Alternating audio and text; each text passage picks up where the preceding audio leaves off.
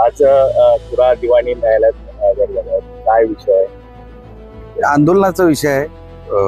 मागे ओबीसी विषयावर एक आंदोलन होतं. त्या हायवेवर आंदोलन केलं.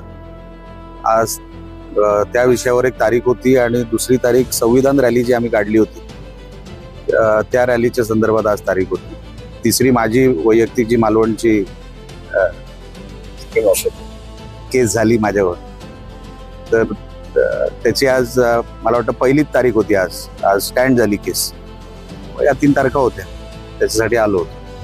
काल वैभव नाईक यांनी पत्रकार परिषद केली.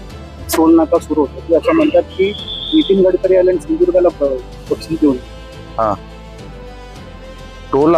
टोलचं बांधकाम अगोदरच झालंय. ते काय आता नितीन गडकरी साहेब आल्यामुळे टोलचं बांधकाम झालेलं नाही. जसं इकडे झालंय तसं राजापूरला पण झालंय, त्याच्या पुढे चिपळूणला पण झालंय. बांधकाम होऊन मला वाटतं आता जवळपास 1.5-2 वर्ष झाली, त्याच्यापेक्षा जास्त. 24 तारखेला निविदा निघाली आहे, त्यावरून त्याच्यावर डोळा असेल त्यांचा.